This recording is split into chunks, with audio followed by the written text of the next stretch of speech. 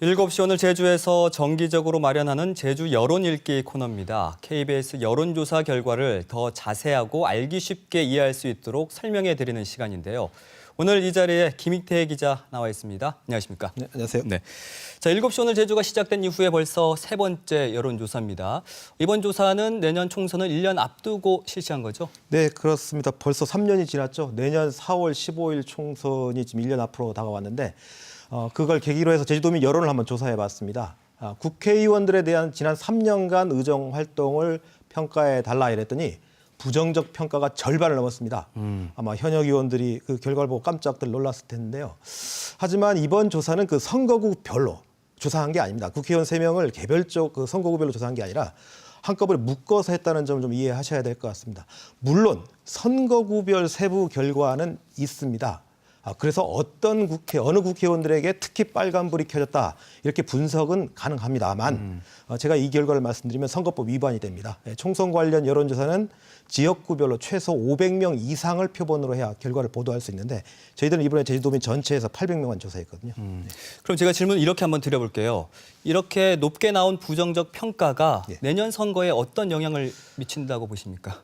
참 어려운 질문인데요. 보통 그 선거 결과에 영향을 미치는 세 가지 핵심 변수로 구도, 이슈, 그리고 인물을 꼽습니다. 아직 그 인물과 이슈를 거론하기엔 좀 이르죠. 그렇기 때문에 지금 시점에서는 선거 구도에 대한 분석을 해야 할 듯 싶은데 이 선거 구도에 영향을 미칠 변수로 대통령 지지도, 그리고 정당 지지도, 그리고 제주도지사 지지도 이 세 가지 정도를 꼽을 수 있겠습니다. 네, 대통령이나 여당 지지도가 높다면 민주당 후보에게 유리하고 그렇죠. 만약 그 반대라면 야당 후보가 유리해진다 이런 뜻이군요. 네, 그렇습니다. 아직 인물과 이슈라는 그 중요한 변수가 지금 남아있긴 합니다만 내년 총선 구도가 정부에 대한 중간평가로 갈지 아니면 야당에 대한 심판으로 갈지가 이게 되게 중요한 대목이라는 말씀인데요. 사실 이번 조사에선 조금 의외의 결과가 나왔습니다. 앞서 말씀드린 이 두 가지 경우, 그러니까 정부에 대한 중간평가인지 야당에 대한 심판인지라는 응답보다는 거대 여야 두 정당에 대한 심판이다. 이런 응답이 36%로 가장 높았습니다. 근데 이 세부적으로 분석을 해봤거든요. 이런 답변이 많이 나오게 된 이유를 분석해 보니까 이 지지 정당이 없거나 그리고 원지사에게 무소속 유지를 요구하는 층, 그러니까 다시 말해서 기존 양당 체제 불만을 가진 정치 혐오층이나 또는 무관심층에서 이런 답을 한 사례가 많았다 이렇게 분석을 할 수 있었습니다. 그 때문에 이런 응답, 이런 결과가 실제 투표로까지 이어지고 그것이 또 선거 결과에까지 영향을 미칠지는 아직은 좀 불투명하다 이렇게 말씀드릴 수 있을 것 같습니다. 네. 그렇다면 선거 구도에 있어서 뭐 가장 직접적이고 큰 영향을 미치게 된다는 대통령 지지도부터 좀 분석해 볼까요? 네, 이게 총선이기 때문에 대통령 지지도가 큰 변수가 되는데요. 지난 넉 달 동안 세 차례에 걸쳐서 문재인 대통령에 대한 평가를, 직무수행에 대한 평가를 도민들에게 물어봤습니다. 근데 이 전국 평균과는 뚜렷하게 다른 결과를 이 제주에서는 확인할 수 있었습니다. 그 제주 지역에선 아직도 절반 이상이 긍정적 평가를 하고 있습니다. 거기에다가 오히려 지금 그래프를 보시죠. 긍정평가가 오히려 시간이 지날수록 늘고 있습니다. 네. 긍정평가가요. 근데 요 4월 조사, 이번에 조사한 거는 71주년 4.3 위령제를 지낸 바로 직후에 조사한 거기 때문에 이런 영향을 받아서 제주 지역에서는 상승세가 이어진 것 아니냐, 뭐 이렇게 좀 분석할 수 있을 것 같고요. 만약에 이런 흐름이 계속 이어진다면 내년 총선에서 민주당 후보에게 긍정적 영향을 미칠 가능성이 큽니다. 근데 다만 또 세부적으로 분석을 해봤는데 지지하는 정당이 없다는 무당파 층만을 놓고 조사를 해봤거든요. 이 무당파 층이 한 30%가 되는데 오차범위 내이긴 하지만 오히려 대통령에 대한 부정평가가 더 높습니다. 이 무당파 층에서는요. 근데 이런 것들이 어떤 결과의 변수가 되지 않을까 또 이렇게 분석할 수도 있겠습니다. 네, 뭐가 보니까 첫 번째 여론조사 때보다는 한 5% 정도가 지금 그 부정적인 평가를 더 내고 있는데 그럼 이번에는 정당 지지도 조사를 좀 살펴볼게요. 전국 평균과는 좀 다른 흐름을 보이더라고요. 네, 정당 지지도 조사에서도 그 비슷하면서도 다른 점을 이제 몇 가지 확인할 수 있는데요. 제가 아마 4월 둘째 주 중앙선거 여론조사 심의위원회에 등록된 전국 여론조사 결과들 한번 비교해봤습니다. 네. 지금 보시는 화면은 이제 이번 저희들 조사고요. 가장 눈에 띄는 부분이 자유한국당 지지율입니다. 보시면 완만하게 좀 상승세를 나타내고 있죠. 네. 9.7인가요? 7에서 12.7까지 올랐네요. 많이 올랐죠. 근데 여전히 10%대 초반입니다. 지금 전국 평균을 보면 뭐 20%가 넘고 뭐 하고 있는데 제주에서는 여전히 10% 초반입니다. 근데 특이한 게 민주당이나 정의당 그리고 바른미래당 지지율은 전국 평균과 비슷하게 나타나고 있거든요.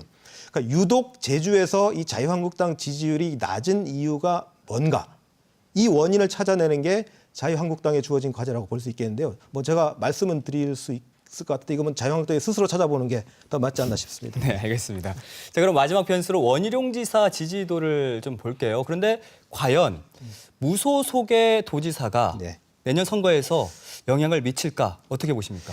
네, 그 현직 지사의 이 개입 자체가 선거법 위반이지 않습니까? 사실 그래서 영향력을 이 자리에서 논의하는 게 좀 무의미해 보이기도 합니다. 근데 정치는 현실 아닙니까? 그리고 지난 총선에서도 사실 원지사의 행보가 큰 변수로 작용했던 게 사실이고요. 그래서 저희들이 물어봤습니다. 그러니까 무소속인 원희룡 제주도지사가 내년 총선 전에 어느 정당을 선택해야 할까요? 라고 도민들에게 물어봤는데 네. 보시는 것처럼 무소속 그대로가 낫다라는 응답이 절반을 넘었습니다. 50.2%로 가장 높았고요. 근데 원지사가 과연 지금 최근에 중앙정치권이 보수 야당 대통합 흐름이 있지 않습니까? 원지사가 최근에 또 그런 것 때문에 열심히 또 그동안 제주 도민만을 보고 가겠다고 했는데 최근에 들어와서는 중앙정치 흐름에 되게 적극적으로 반응을 보이는 것 같은데 네. 근데 사실 제주 도민들은 여전히 아직은 무소속이 낫다 이렇게 보고 있다 이렇게 좀 해석할 수 있겠고요. 그리고 사실 그 중앙 정치가 아니라 지금 도지사가 좀 찾아봐야 될 게 지금 업무 수행 평가부터 잘 받아야 하지 않습니까? 원지사 이게 더 급한 일이 될 텐데 지금 보시는 것처럼 긍정 평가는 좀 늘어나고 있고 부정 평가가 줄어들고 있죠. 네. 제가 지난 1월에 조사를 놓고 이 자리에서 설명을 이렇게 드렸습니다. 원지사에게 빨간불이 켜졌다. 그리고 자칫 부정평가가 긍정평가를 넘는 데드크로스도 예상된다 이렇게 말씀드렸죠. 보면 1월 말 조사해 보면 44.8에 43 거의 뭐 1.8% 차이밖에 지금 근접해 있거든요. 네.